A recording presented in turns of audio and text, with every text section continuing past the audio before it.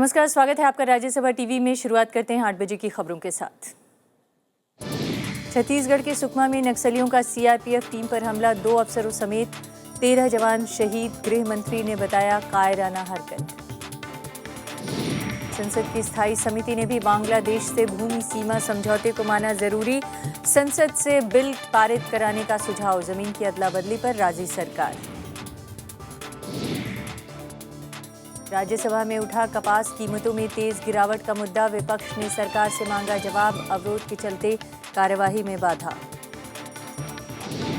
और प्रधानमंत्री ने पूर्वोत्तर के लिए एक रेल परियोजना और 14 नई रेल लाइनों का किया ऐलान। त्रिपुरा में 726 मेगावाट की बिजली परियोजना का उद्घाटन। जम्मू कश्मीर और झारखंड के दूसरे दौर के मतदान कल, सुरक्षा के पुख्ता इंतजाम, राष्ट्रीय और क्षेत्रीय दलों में कड़ा मुकाबला। और अब पहली खबर।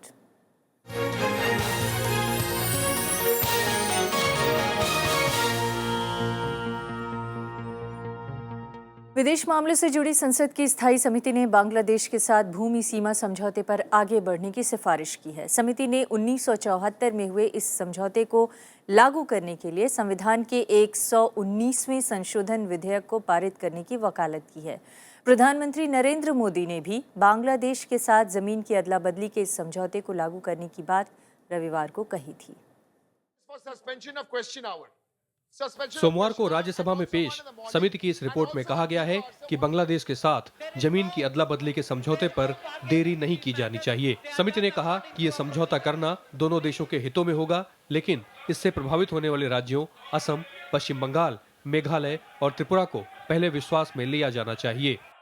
This whole matter has been very long delayed, and we are now hoping to have this agreement at long last, which will be in the interest both of Bangladesh and of India. दरअसल भारत और बांग्लादेश के बीच जमीन की अदला बदली को लेकर 16 मई 1974 को भूमि सीमा समझौता हुआ था। इसके तहत दोनों देशों को सीमा से लगते राज्यों असम, पश्चिम बंगाल, त्रिपुरा और मेघालय में जमीन को चिन्हित करना था। 2011 में तत्कालीन प्रधानमंत्री मनमोहन सिंह और बांग्लादेश की प्रधानमंत्री शेख हसीना के बीच इसे लागू करने के प्रोटोकॉल समझौते पर दस्तखत हुए थे। इसमें भारत के 111 गांव बांग्लादेश में और बांग्लादेश के 92 गांवों का भारत में विलय होना था। लेकिन संसद में असहमति की वजह से 119वां संविधान संशोधन विधेयक 2013 अटका पड़ा है। इससे पहले रविवार को प्रधानमंत्री नरेंद्र मोदी ने भी असम की एक रैली में कहा था कि घुसपैठ की समस्या से निपटने के लिए सरकार बांग्लादेश के साथ सीमा भूमि की अदला बदली के समझौते पर आगे बढ़ने का काम करेगी। हालांकि प्रधानमंत्री की इस घोषणा को बीजेपी की पुरानी नीतियों में बदलाव के तौर पर देखा जा रहा है।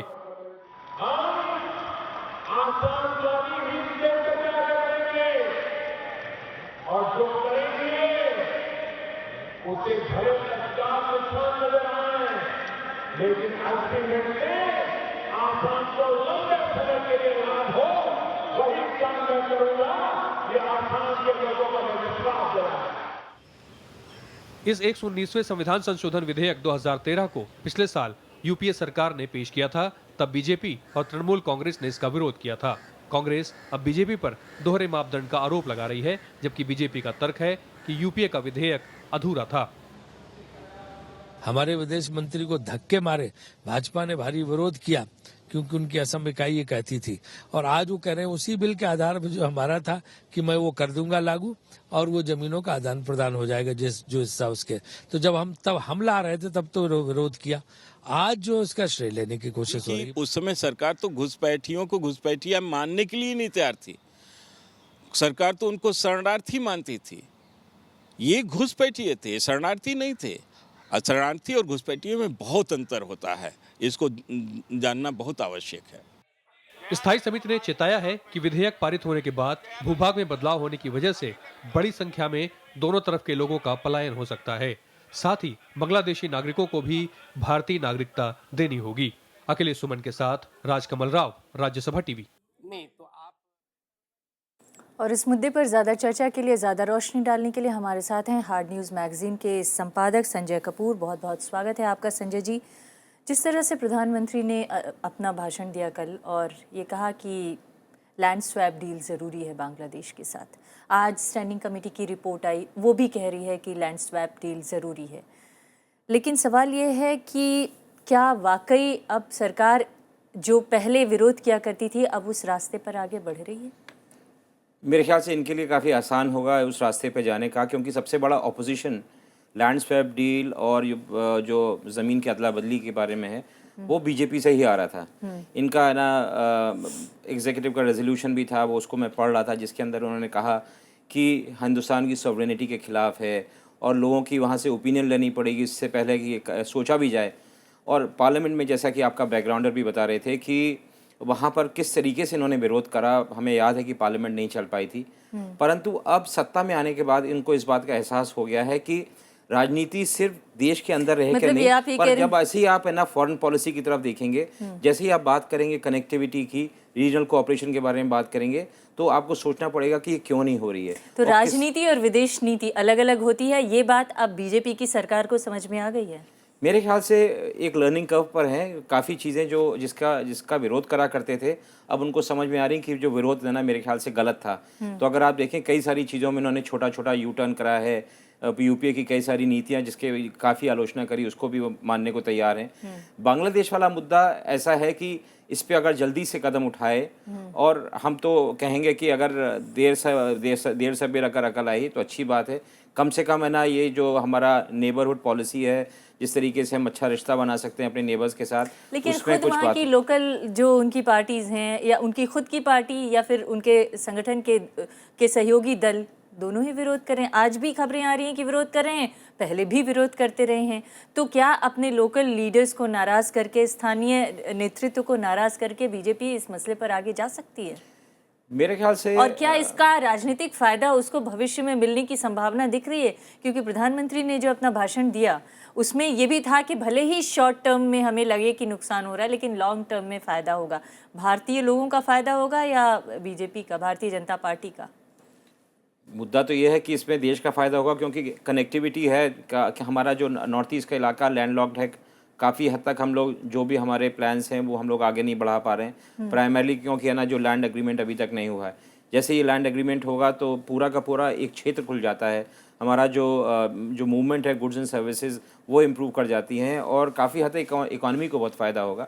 इसके बारे में काफ़ी अध्ययन हो चुका है, काफ़ी बातें कही जा चुकी हैं। परंतु अगर नरेंद्र मोदी जी इस तरीके का कदम अपनी शुरुआती दिनों में नहीं ले पाते हैं, तो बाद में वही स्थिति होगी जो यूपीए की हुई थी, कि अंतिम दिनों में इनको कोई सहयोग देने को तैयार नहीं होगा। तो लेकिन क्या आज की स्थिति में कांग्रेस जो आरोप लगा रही है कि बीजेपी दोहरे मापदंड अपना रही है, पहले जब हम 2011 में लाने के लिए कोशिश कर रहे थे तो 2011, 12, 13, 14 सब में विरोध किया गया। हर बार ये सवाल उठाया गया कि शरणार्थी और जो घुसपैठिए है उसमें पहले आप अंतर कीजिए, और भी बहुत सारे सवाल उठाए गए। क्या अब हम ये माने कि जो यूपीए आरोप लगा रही है वो सही है? यूपीए को तो मेरे ख्याल से उनका कारण है जो आरोप लगा रही है। उनको ये सत्य भी है कि उन्होंने काफ़ी दफ़ा प्रयास किया और वो नहीं हो पाया, और ये बात नकारा नहीं जा सकती, क्योंकि एक इंटरप्रिटेशन का अंतर था रेफ्यूजीज़ के बीच में और इन्फिल्ट्रेटर्स के बीच में, जो बार बार ये लेकर आए। और उससे क्या नाम है, नॉर्थ ईस्ट की जो पूरी राजनीति है जो बीजेपी उनको लीड करता है, उसके अंदर एक सर्टन अमाउंट ऑफ जो कहने मतलब जो गुस्सा है, आक्रोश है आउटसाइडर के खिलाफ, उसको वो फीड करती है। परंतु अब जबकि प्रधानमंत्री नरेंद्र मोदी दिल्ली में स्थापित हैं, उनको इस बात का एहसास है कि वैसी राजनीति उस क्षेत्र में करके आप रीजनल कोऑपरेशन की आगे नहीं बढ़ सकते। सार्क में गए, उन्होंने कहा था कि पाकिस्तान हमारे साथ जाए ना जाए, हम रीजनल कोऑपरेशन को आगे बढ़ाएंगे। तो जब आप इस तरीके की बात करेंगे तो आप बांग्लादेश के साथ कैसे रिश्ता आगे बढ़ाएंगे? आप म्यांमार की तरफ अगर जा रहे हैं तो आपको बांग्लादेश के माध्यम से भी काफ़ी जाना पड़ेगा। तो वो सब जो तमाम चीज़ें हैं, उसको मद्देनज़र रखकर नरेंद्र मोदी जी ने ये कहा है कि वो करेंगे। तो क्या ये पुराना बिल जो 2011-13 में पेश किया गया था वही ले आएगी बीजेपी, या उसमें कुछ अमेंडमेंट भी कर सकती है? मेरे ख्याल से थोड़े बहुत कॉस्मेटिक चेंजेस करेगी। भाषा के अंदर थोड़ा चेंज करने की कोशिश करेगी। जैसे कि आपने देखा कि बीजेपी के नेता उन्होंने कहा था कि वो इन्फिल्ट्रेटर और क्या नाम है रेफ्यूजी के बीच में करेंगे। तो उसके बारे में मेरे ख्याल से इनके कई सारे जो थिंक टैंक जुड़े, उन्होंने काफ़ी अध्ययन भी करा है अबाउट इन्फिल्ट्रेटर्स और how they have to be stopped. तो वो सब कर करा के पर उसी तरीके से परोसा जाएगा जैसे पहले लेकिन था। अगर हम असम की राजनीति की बात करें या नॉर्थ ईस्ट की राजनीति की बात करें तो क्या बीजेपी को इस कदम से आने वाले भविष्य में कुछ राजनीतिक फायदा, राजनीतिक लाभ मिल सकेगा? इस समय जिस बात का डर बार बार वहाँ के स्थानीय नेतृत्व उठा रहे हैं। इस समय अगर आप गौर करें तो तरुण गोगोई भी तकरीबन वही बात कर रहे हैं जो कि आज की तारीख में मोदी जी बात कर रहे हैं, और उन्होंने भी कहा है कि इससे असम की सरकार को फ़ायदा, असम के लोगों को फ़ायदा होगा। जितनी ज़मीन दी जा रही है उसके मुकाबले कहीं कम है ना असम दे रहा है। तो मुझे लग रहा है कि इस समय जो उफान में है कोई ख़ास उनको नुकसान नहीं होगा। और लीडरशिप की मेरे ख्याल से डिमांड भी ये होती है कि जब आप कुछ ऐसी चीज़ों को भी करने के लिए बाध्य करें लोगों को जो कि मान्य ना हो, तो अभी तो ये कर ले जाएंगे, परंतु उसमें कई सारी चीज़ें जुड़ी हैं कि अगला जब भी चुनाव होगा उसमें लोगों के हालात पहले से अच्छे होते हैं, अच्छे दिन आते हैं कि नहीं आते हैं, उसके ऊपर निर्भर करेगा कि लोगों का जो आक्रोश है इस निर्णय के ऊपर कितना ज़्यादा प्रबल होता है। लेकिन बीजेपी ने तो रेजोल्यूशन पास किया था आपने नेशनल एग्जीक्यूटिव में 2011 में, ये रेजोल्यूशन के बिल्कुल उलट रास्ता है। उसी का तो मैं जिक्र कर रहा था कि उसमें एग्जैक्टली उन्होंने कहा ये है कि ये देश की जो सॉवरेनिटी है उसके खिलाफ है, आपको है ना पार्लियामेंट से अप्रूव कराना पड़ेगा। उसके साथ साथ आपको लोगों की ओपिनियन भी लेनी पड़ेगी कि आप वहाँ जाना चाहते हैं कि नहीं जाना। तो क्या बीजेपी इस बार जब ये बिल पास करवाने जाएगी तो क्या लोगों का अमेंडमेंट भी लेने जाएगी? अब है ना लोगों का ओपिनियन भी लेने जाएगी? जो रेजोल्यूशन था उसके अंदर तो लिखा हुआ था कि है ना they will seek the opinion of the people who are there. क्या आपको लगता है कि अब सरकार में आने के बाद वो ये पहल करेंगे? मेरे ख्याल से अभी तक इस तरीके का कोई प्रेसिडेंट नहीं है, प्रेसिडेंट भी नहीं कि आप है ना प्लेबिसाइट नाम की कोई चीज़ यहाँ पे है नहीं। तो अगर आपको इलेक्शन में मैंडेट मिल गया और आपको केंद्र सरकार और आपकी जो सूबे की सरकार है वो इस बात से सहमत है और पार्लियामेंट में हो गया तो वो चीज़ मान्य होती है लोगों को। तो आपको भरोसा है क्योंकि पार्लियामेंट में पहले भी यूपीए सरकार ये बिल ले आ चुकी है और हर तरफ से डिमांड है, स्टैंडिंग कमेटी ने भी अपनी बात कह दी है कि ये बिल पास होना चाहिए, स्थानीय सरकार भी इसके पक्ष में है, तो बिल पास होने में अब ज़्यादा दिक्कत नहीं आएगी? मुझे लगता है कोई दिक्कत नहीं आएगी। थोड़ा सा वहाँ पे आंदोलन होगा, लोग बाग सड़क पे आएंगे और बीजेपी और केंद्र से अगर है ना प्रोविंशियल सरकार साथ में है तो मामला निपट जाएगा, पर लोगों में आक्रोश तो रहेगा। और खास के टीएमसी इस समय इतनी नाराज़ बैठी हुई है, आप क्या नाम है, तृणमूल कांग्रेस इतनी नाराज़ बैठी हुई है, तो वो भी मेरे ख्याल से पार्लियामेंट में काफ़ी। लेकिन लॉन्ग टर्म में विदेश नीति का इसको फायदा प्रेसिडेंट मिलेगा, क्योंकि आप देखिए किस तरीके से मोदी जी ने जब से आए हैं 6 महीने में इतना इन्वेस्ट किया है फॉरेन पॉलिसी में, दूसरा खास के नेबरहुड पॉलिसी में, तो उसके अंदर अगर कोई अचीवमेंट तो दिखाएंगे तो ये it be a big achievement अगर है ना बांग्लादेश के साथ ये समझौता हो। तो भले ही इसे बीजेपी का यू टर्न कहा जाए, लेकिन बीजेपी डिटरमिन है इस मसले को हल करने के लिए और आगे ले जाने के लिए। स्थानीय स्तर पर भले ही थोड़ा बहुत विरोध हो, लेकिन जैसा कि प्रधानमंत्री नरेंद्र मोदी कह रहे हैं कि लॉन्ग टर्म में इसका फायदा मिल सकता है। आपको भी उम्मीद है कि लॉन्ग टर्म में जरूर भारत को इसका फायदा मिलेगा। हिम्मत बढ़ाई जाए कि ऐसे कदम और लें। जी, बहुत बहुत शुक्रिया संजय जी हमारे इस कार्यक्रम में शामिल होने के लिए। और ये थी हमारी पहली खबर।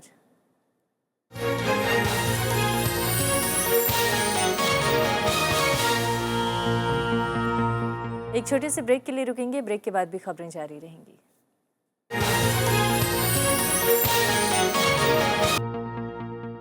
छत्तीसगढ़ में नक्सलियों ने एक बार फिर बड़े हमले को अंजाम दिया है। सुकमा जिले में हुए नक्सली हमले में सीआरपीएफ के 2 अधिकारियों समेत 13 जवान शहीद हो गए हैं। यह हमला आज चिंता गुफा इलाके के नज़दीक सीआरपीएफ दल को निशाना बनाकर किया गया। इस साल सीआरपीएफ पर हुआ अब तक का ये सबसे बड़ा हमला है। इससे पहले भी सुकमा में नक्सलियों ने कई बड़े हमलों को अंजाम दिया। 25 मई 2013 को नक्सलियों ने कांग्रेस की परिवर्तन यात्रा के काफिले पर हमला किया था, जिसमें छत्तीसगढ़ कांग्रेस के कई बड़े नेताओं समेत 27 लोगों की मौत हो गई थी और उसके बाद ये एक बड़ा हमला माना जा रहा है। सीआरपीएफ के ऑपरेशन चल रहे हैं, आईटीबीपी के ऑपरेशन चल रहे हैं, बीएसएफ का ऑपरेशन चल रहा है, तो पूरे इलाके में ऑपरेशन अभी चल रहे हैं। लेकिन आज एक शाम को आफ्टरनून में घटना हुई है जिसमें हमारे 13 अधिकारियों के शहीद होने की सूचना मिली है। अभी वो की पार्टी जंगल में ही है। सीआरपीएफ के जवान, उनको तो श्रद्धांजलि अर्पित करता ही, लेकिन उनके परिवारजनों के प्रति भी दिल की गहराइयों से संवेदना व्यक्त करता हूं और यह आश्वस्त करना चाहता हूं उन परिवारों की पूरी तरह से हमारी सरकार देखभाल करेगी। जो कुछ भी माओवादियों ने यह कायराना हरकत की है, मैं समझता हूं बहुत बड़ी यह चुनौती है और सभी को एकजुट होकर इस चुनौती का मुकाबला करना चाहिए। और अब किसानों की समस्या की बात। राज्यसभा में विपक्षी दलों ने कपास की कीमतों में गिरावट पर सरकार को आज आड़े हाथों लिया। सदस्यों ने कपास और धान का न्यूनतम समर्थन मूल्य बढ़ाने की मांग भी की। जिस तरह की बात बार बार चुनाव के दौरान बीजेपी की तरफ से उठाई जाती रही, इसको दोहराया भी गया। इस वजह से दोपहर 12 बजे से पहले सदन की कार्रवाई को 2 बार स्थगित भी करना पड़ा। राज्यसभा में शून्यकाल में कपास की कीमत में भारी गिरावट का मामला उठा। कांग्रेस सांसद अहमद पटेल ने आरोप लगाया कि पिछले साल के 7,000 रुपए के मुकाबले इस साल कपास की कीमत घटकर 3,000 रुपए क्विंटल पर आ गई है। एनसीपी के शरद पवार ने कपास के न्यूनतम समर्थन मूल्य पर वस्त्र मंत्री से मिले जवाब का हवाला दिया। पिछली बार जब थोड़ी सी कीमत घटी थी तब लोग काफी चिल्ला रहे थे। जो अदर साइड पे बैठे हैं, हमारे प्रधानमंत्री जी तब मुख्यमंत्री थे, तब उन्होंने कहा था कि जो कॉटन का एक्सपोर्ट है उसको बढ़ाना चाहिए, और साथ साथ ये भी कहा था, उन्होंने बात की थी फार्म, फैशन, फैब्रिक्स, फाइबर और फॉरेन। लेकिन मैं समझता हूँ कि फार्म, फैशन, फैब्रिक्स और फाइबर उनके शब्दकोश से गायब हो गए और सिर्फ फॉरेन ही रह गया। तो किसानों पे ध्यान देने की काफी जरूरत है। Last year the price level was between 5,000 to 5,900, so there was no complaint. This year prices have gone down to practically 3,500. इस मसले पर बीएसपी और जेडीयू ने भी सरकार की निंदा की, तो वहीं समाजवादी पार्टी ने चावल की कम खरीद का मामला उठाया। सीपीएम के सीताराम येचुरी ने सरकार पर चुनावी वादा पूरा नहीं करने का आरोप लगाया।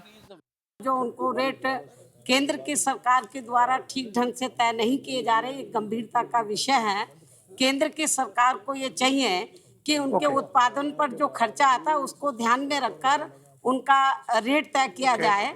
उत्तर प्रदेश में पैडी किसानों की बहुत बड़ी फसल है और केंद्र सरकार 67% लेवी लेती थी। लेवी लेने से किसानों का धान का मूल्य अच्छा मिलता था। इस बार जो मंत्री बने वो अपने आप को गरीबों का मसीहा कहते हैं, लेकिन उन्होंने लेवी 67% से घटाकर 25% कर दी। Many promises have been made during the election campaign. Many hopes have been roused. Many aspirations have been increased. No, what point I'm saying, sir? Point I'm saying is that the government during the campaign has promised 50% more. Please, sir, promise 50% more than the cost of production. विपक्षी दलों ने सरकार से तुरंत जवाब की मांग की। उपसभापति पीजे कुरेन ने सदस्यों से कहा कि वो चर्चा के लिए नोटिस दें। इसके बाद पहले 5 मिनट और फिर 12 बजे तक कार्यवाही स्थगित कर दी गई। देश में इस साल रिकॉर्ड 126.55 लाख हेक्टेयर जमीन पर कपास की बुआई हुई, लेकिन कपास की कीमतों में गिरावट, लागत बढ़ने और चीन की ओर से कपास का कम आयात करने की मार किसानों पर पड़ रही है। चीन ने प्रति टन 20,000 रुपए की सब्सिडी देने की घोषणा की है, तो भारत में सरकार भी कपास किसानों को राहत पहुंचाने पर विचार कर रही है। कृति मिश्रा, राज्यसभा टीवी। और संसद में आज तमाम कार्रवाई में बार बार बाधा पड़ती रही। राज्यसभा में प्रश्नकाल की कार्रवाई अलग अलग मुद्दों पर अवरोध की वजह से चल नहीं पाई। समाजवादी पार्टी के सांसद नीरज शेखर को घर खाली करने के नोटिस को लेकर विरोध किया और तृणमूल कांग्रेस ने सहारा समूह से जुड़ी लाल डायरी में बीजेपी के एक बड़े नेता के नाम के मामले पर प्रश्नकाल स्थगित करके चर्चा कराने की मांग की। दूसरी तरफ लोकसभा में भी इस मुद्दे पर टीएमसी का यही रुख रहा और टीएमसी ने प्रश्नकाल की कार्रवाई स्थगित करने की मांग करके सदन से वॉकआउट भी किया।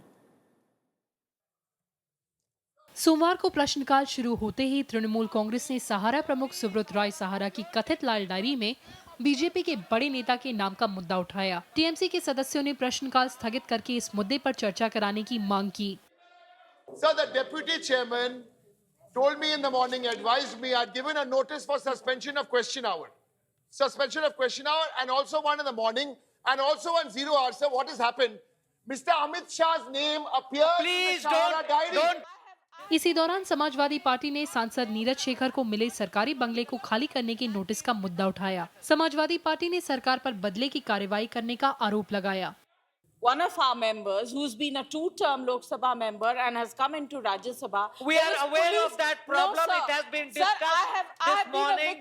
Please do not raise matters which do not concern us here. No, sir, you cannot. I understand. I know your problem. Sir, I know the honourable member's problem. This is not correct, sir. सभापति मोहम्मद हामिद अंसारी ने कहा कि सरकारी बंगले को खाली कराने की नोटिस का मामला आवास समिति से जुड़ा है, इसीलिए उसे यहाँ नहीं उठाया जाना चाहिए। The matter that the honorable member has raised was mentioned in the morning meeting by senior leaders of your own party. The Minister of State for Parliamentary Affairs was present. He has taken note of it. Let us see the corrective action that follows. हालांकि संसदीय कार्य राज्य मंत्री मुख्तार अब्बास नकवी का कहना था कि इस मामले में नियमों का पालन किया गया है।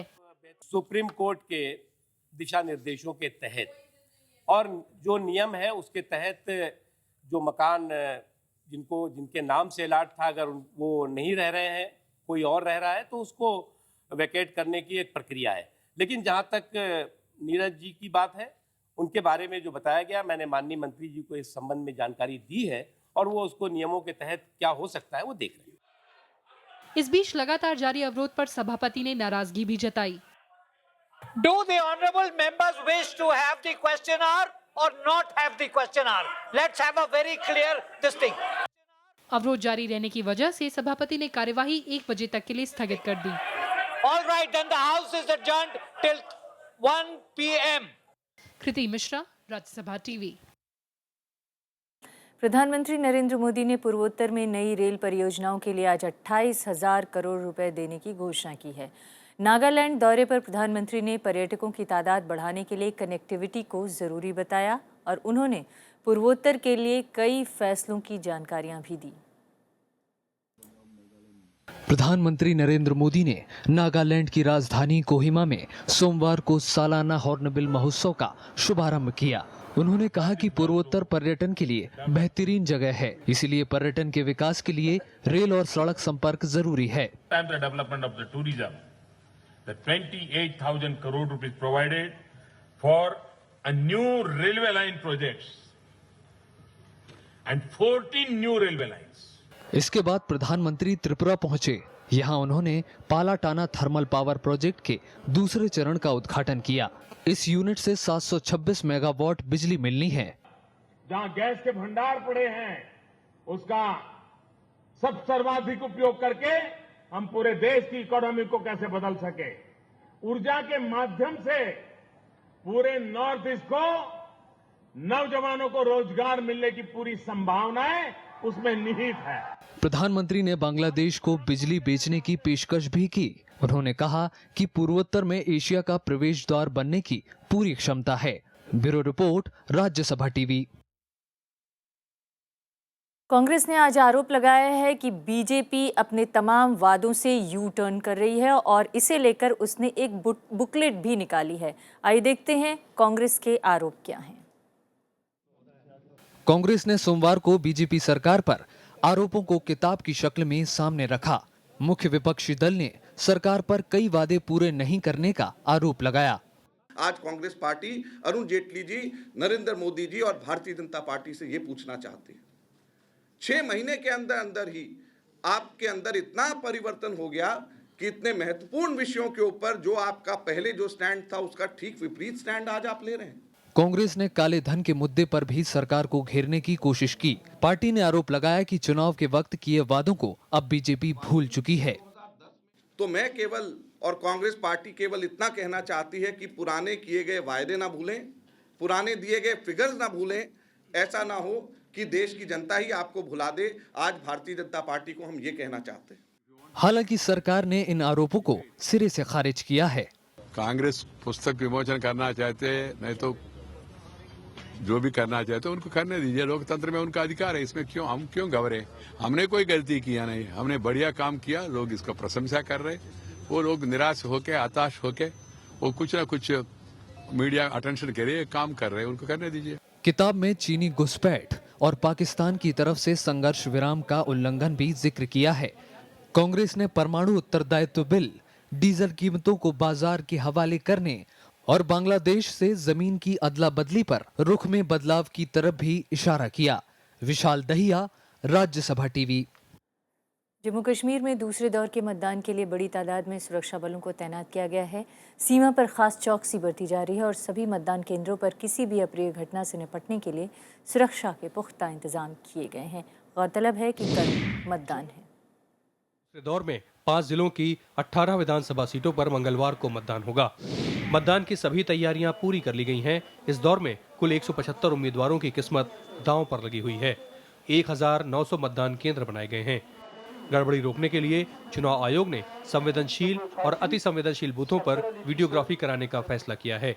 सुरक्षा बलों को हाई अलर्ट पर रखा गया है। सिक्योरिटी का पूरा इंतजाम है, ट्रांसपोर्ट डिप्लॉयमेंट नहीं है और AUMS जो भी है स्टाफ को विद मटेरियल इनको हमने डिस्ट्रीब्यूट यहाँ जो कुलगाम सेगमेंट का कंप्लीट हुआ है, बाकी देवसर का भी कंप्लीट होने के करीब है।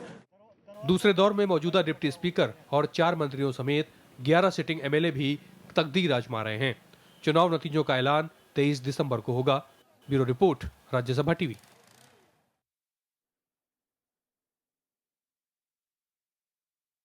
गृह मंत्री राजनाथ सिंह ने कहा है कि BSF ने पाकिस्तान को संघर्ष विराम उल्लंघन पर मुंहतोड़ जवाब दिया है। वो BSF के 49वें स्थापना दिवस समारोह में बोल रहे थे।